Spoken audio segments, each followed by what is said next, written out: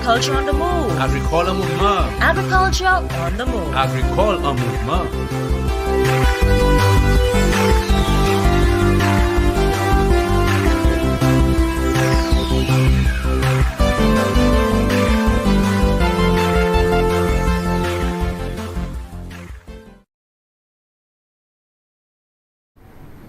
Hello again, St. Lucia, and welcome to the program, Agriculture on the Move.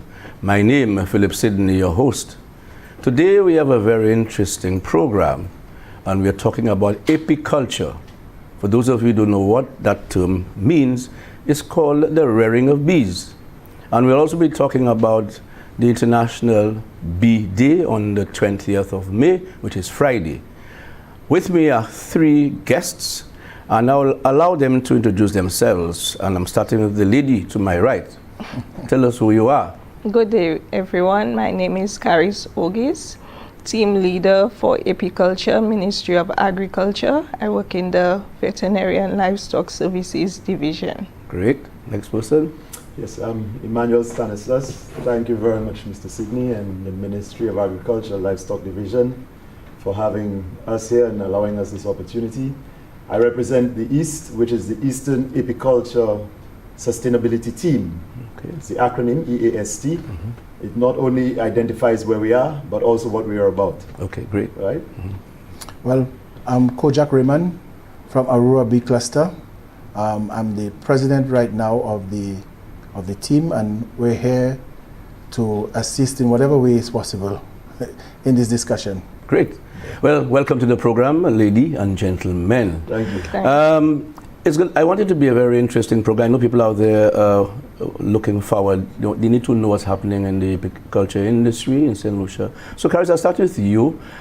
Since it is on Friday, is the National Bee Day, what is the significance of that day? Let's go back to history. The nectar of the gods. The nectar of the gods? Yes. Explain that. Ancient Egypt. That was the gold of the day. Only high society persons had access to honey. They would bathe in honey. They would use it for so many different things, medicinal property. So now St. Lucia is highlighting the nectar of St. Lucia, which is the gold of agriculture.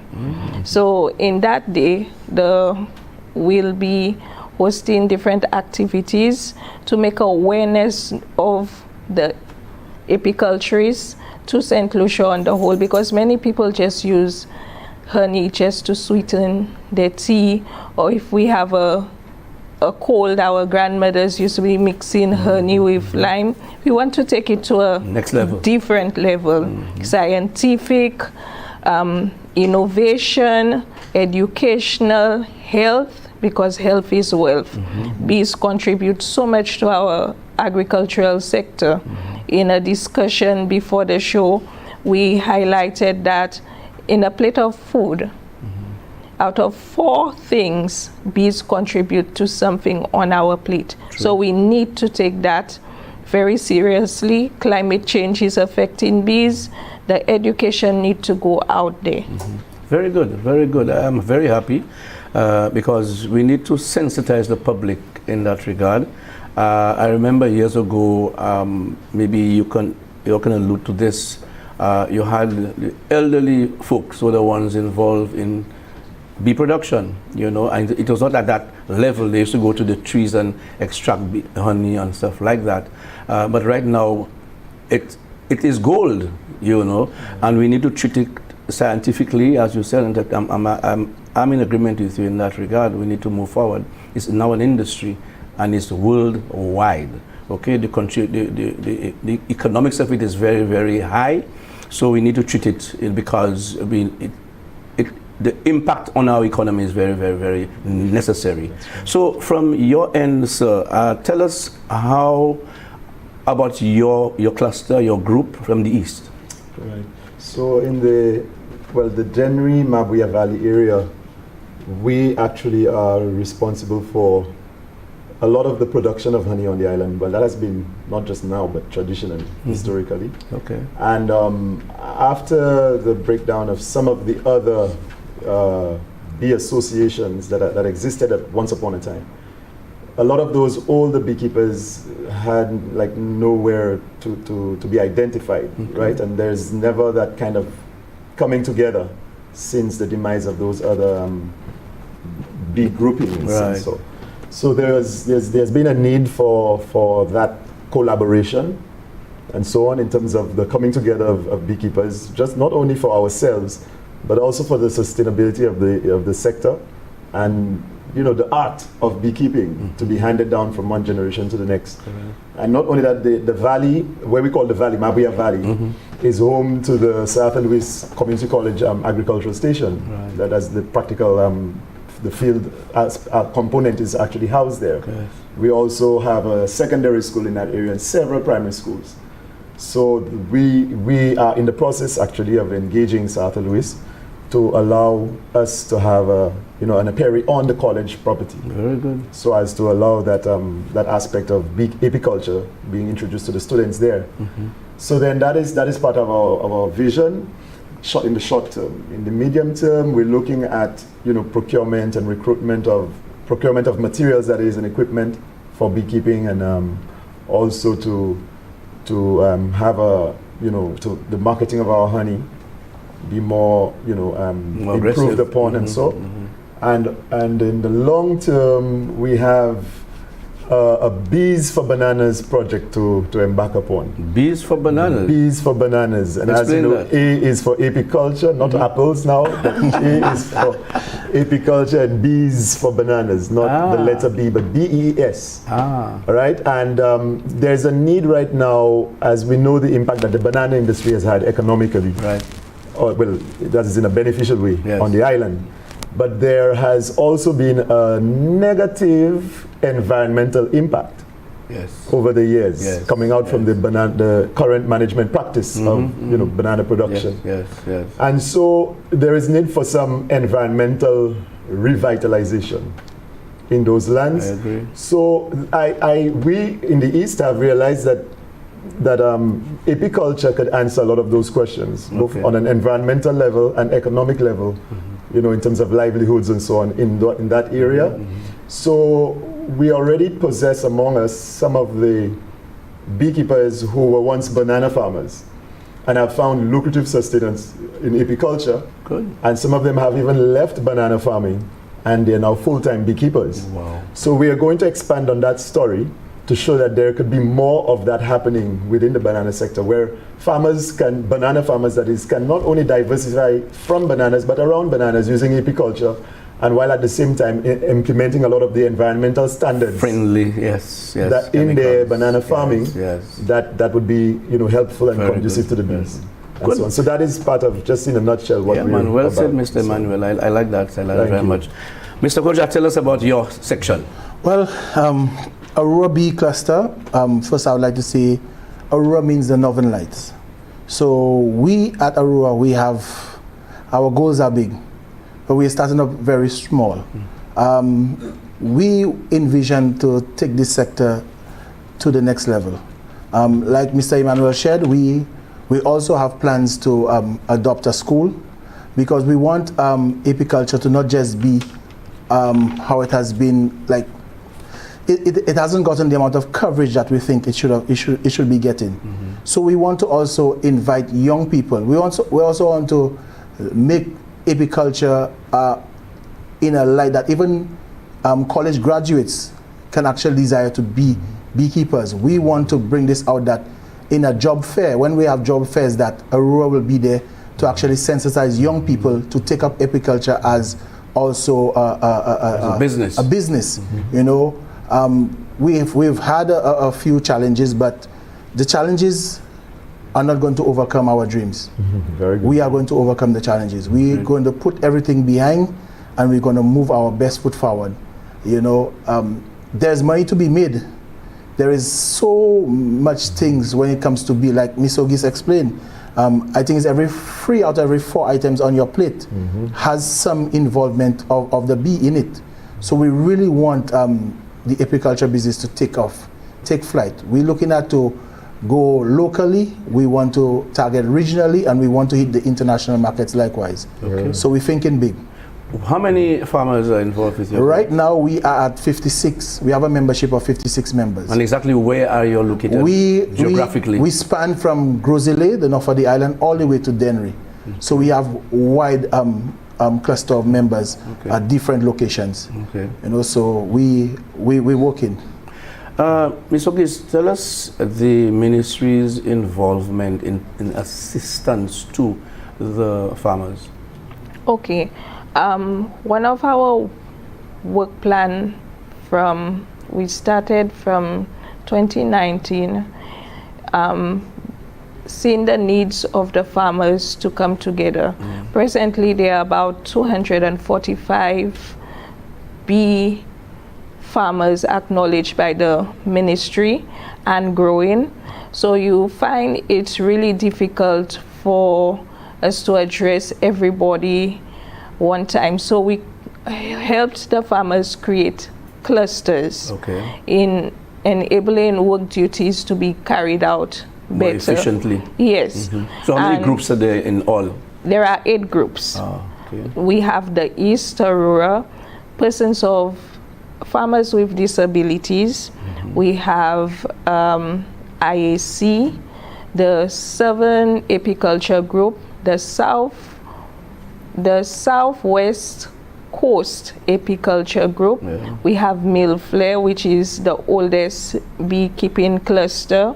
We have Horizon Brothers, and we have, did I leave anybody out? I don't think so. I don't think so. That would be bad on my part. So what sort of assistance that you We offer technical assistance.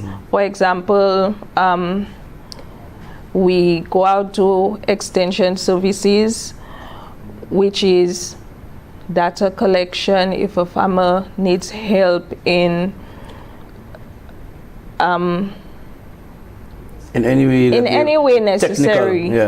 We respond to, we get farmers on ground in situations where we have hives in houses, hives in ministries. We get the farmers to go out there. We give training. The last training was done in 2019, and then afterwards we had COVID, so that pushed back our abilities. But we have training coming up. Right now we're under the Southeast Coast project, and we have a training starting June, and we have another one slated for the north, which would come in later during the year.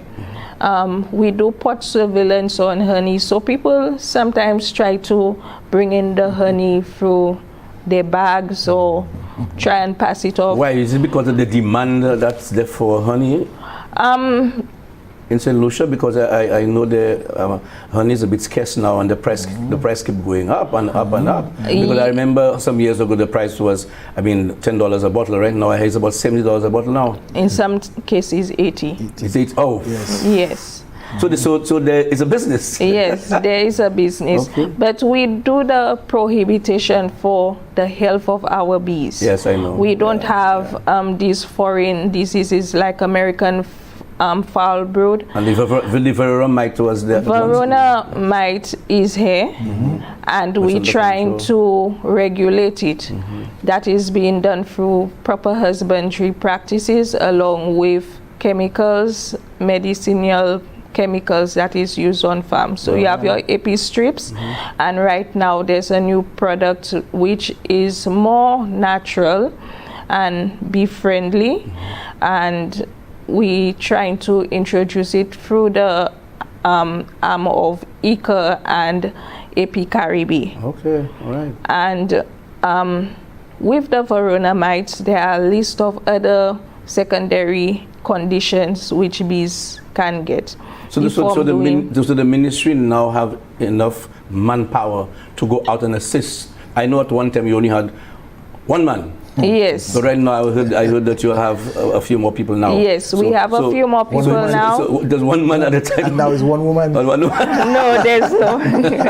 No, I heard there are quite a few more. But anyway, we will come back to that. We'll do for our first break, okay? Okay. You're watching Agriculture on the Move. Stay tuned. Don't go away. Back soon.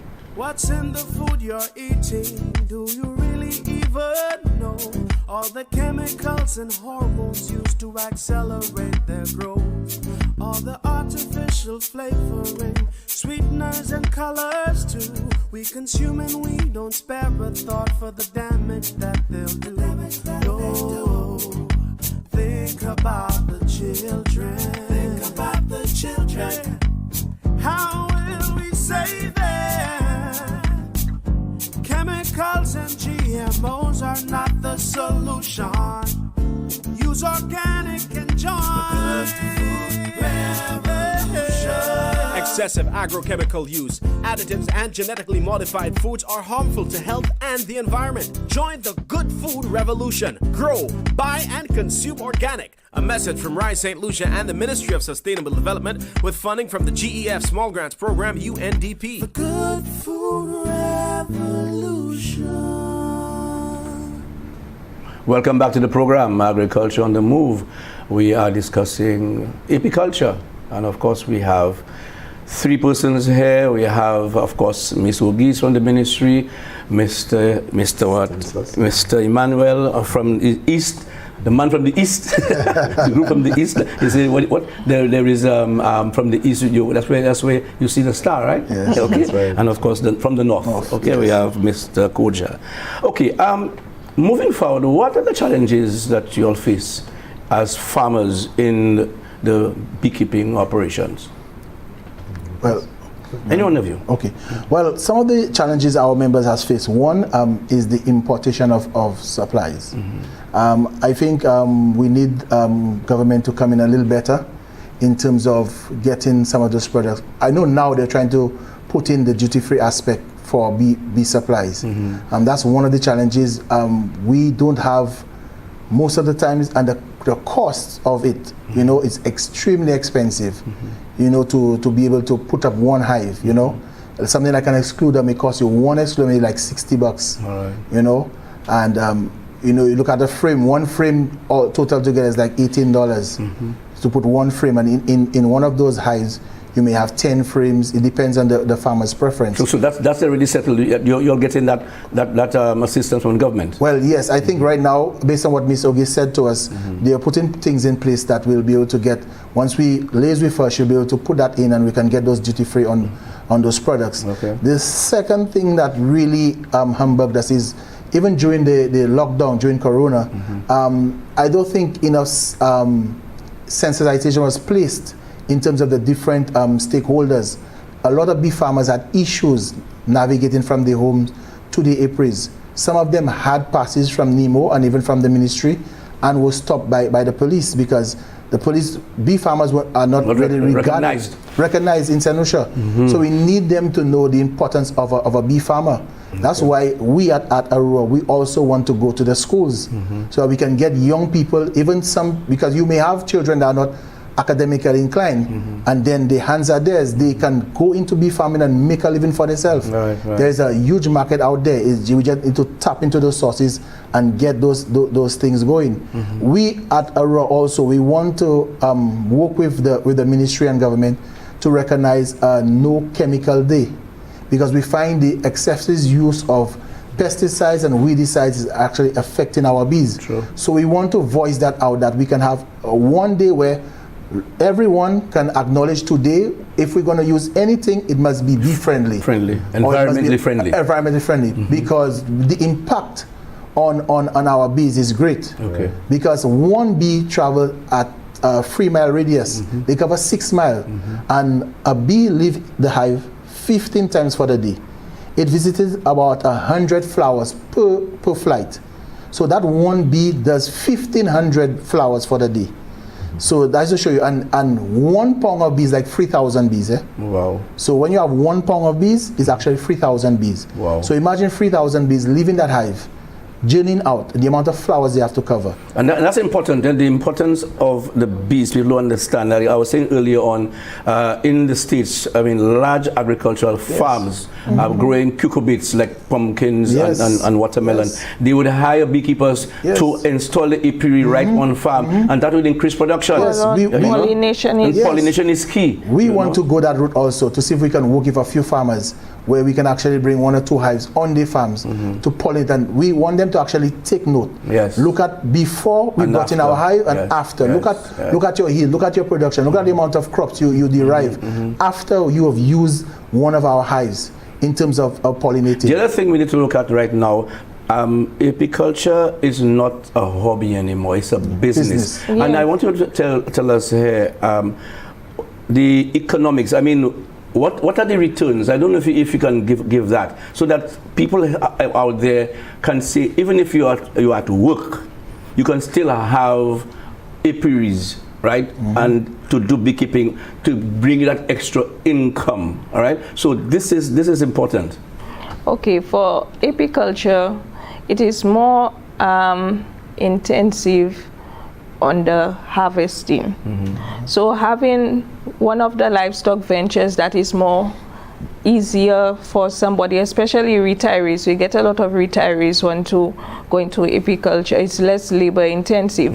You visit your farm every 2 weeks.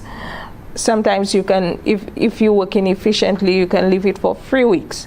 So you don't have that much cost of transportation, going there every day. So you don't have to fertilize, you don't have to do anything. No, you so don't. in other words, the bees are working for you. Yes, they are workers. So you have your bees doing their thing. You go in to do your proper husbandry and monitoring of your bees. The work comes in harvesting. That's where the sting comes too. You get stings for your money. So you call it sweet pain. So it is more intensive. Then you have to get laborers to help you because honey is heavy. And then you have to spin to extract. And then after that process, you have to bottle and label and so on. That is really intensive. So towards the higher cost of apiculture is the importation, as he said, because it was recognized as flooring by customs, but having engaged our PS, and I'm speaking with him, he understood, because sometimes they don't really understand dialogue, miscommunications and so on. You have to explain. So customs understand certain things and our PS work for us to explain and bring out what the farmers need. Is there a cost of production that you'll have written to see I'm expending X and I'm getting X in return? Okay, if you have a hive at the end of the year, you bought, if you purchase your hive, we just putting it as purchase because sometimes you go out and you get your bees and so on. If you purchase your full-fledged hive, you spend about 1-2 now. You would get back at least, let's say, 80% of what you spend at the end of your year. If you have successfully had 2 crops within the honey flow, and if your management practices are okay, you probably harvest. A good harvest is about 5 to 6 gallons. Before we would get more. Right now it is low, especially those that are coming in, they get about 2 gallons. But they would still recover at least $1,000 from the money they have. So there is money to be made. Yes. Let us look at the collaborations of other agencies. I know Jeff, I must mention Jeff because I'm familiar with Mr. Romulus. I think he has done a fantastic job, all right, in ensuring that this industry is continuing on at a level. In other words, they're taking it from one level, because he keeps saying it's not honey alone. I'm hearing so much. I mean, you all have the propolis and you know the name, and the other one is the epitoxin that he mentioned. So we are moving. And what I'm happy about is this research center they're building down at Makoti in VA4, you know, and that is very, very interesting. And I'm seeing young people now, because you see, young people want to see, you have to sexy up the thing, so that they can get entice them. You have to entice them. Yeah. And I think going that way with the Makote Apiculture Research Learning Institute, that's a fantastic job, and I really want to applaud Mr. Giles Romulus from Jeff for such an initiative. Yes. And I think there are other agencies like ICA.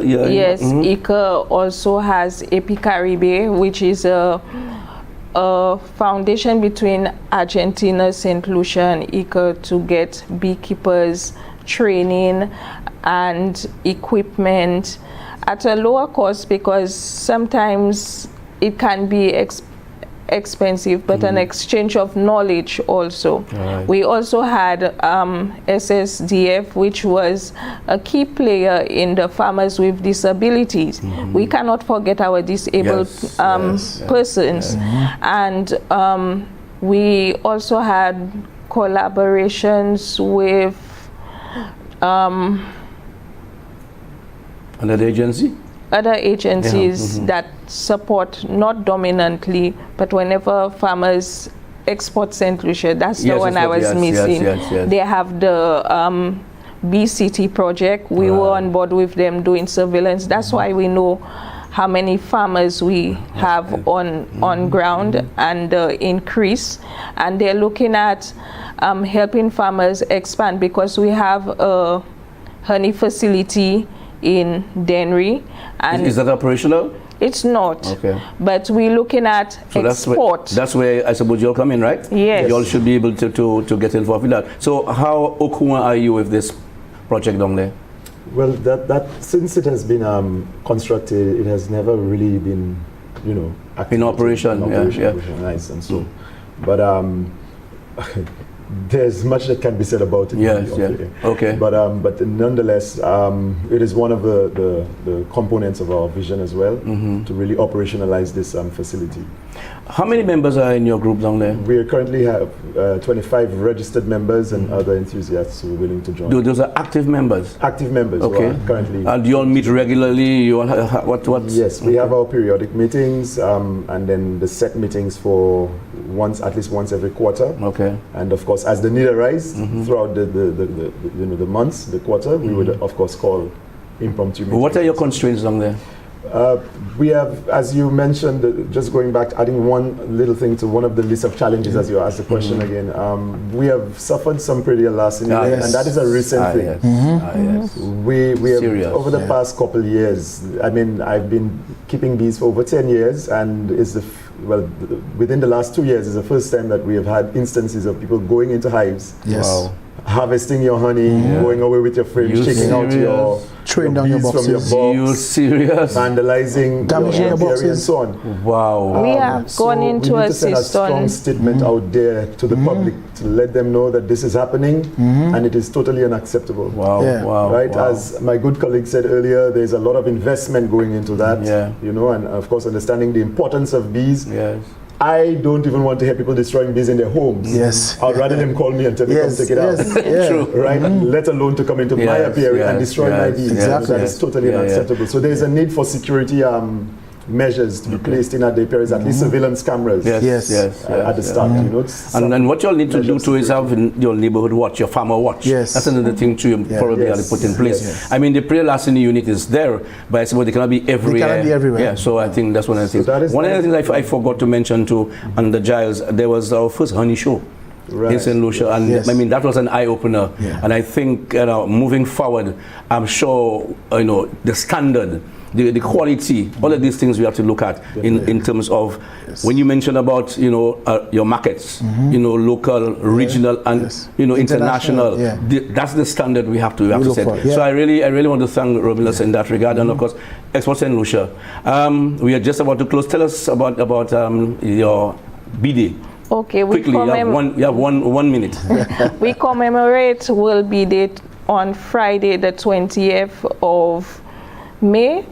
We'll be having an activity at Tissue Culture, that is in Union. At 10 a.m. we have a little ceremony, but the main attraction is the highlight of the beekeepers, which start from 1 to 3 o'clock. And we'd like the the community, St. Lucia, come out and see the products that's there, the different things farmers can do and meet the beekeepers. Beautiful. Because we are a small community. Come in there, you recognize a beekeeper, you'll know, okay, this is where the honey is coming from, instead of somebody that haven't worked. That's right. And Beautiful. went to the hive and just take honey. So come, be engaged, learn something, and we need other sources of income, so come and learn about apiculture. Beautiful, well said. All right. I want to thank you for being here, because you have come to the end of the program. Thank you, Ms. Ogis, thank you, Mr. Emmanuel, and thank you, Mr. Kojak, for being here, and I wish you all success. Yes. Take it to the next level. Yes, That's pleasure what is all okay? ours. Thank you. You've been watching Agriculture on the Move. Thank you for viewing the program. And remember, agriculture is our business. Eat fresh. St. Lucia's best. I'm Philip Sidney. Goodbye. Agriculture on the move. Agricole mouvement. Agriculture on the move. Agricole en mouvement. Agriculture on the move. Agricole mouvement. Agriculture on the move. Agricole en mouvement.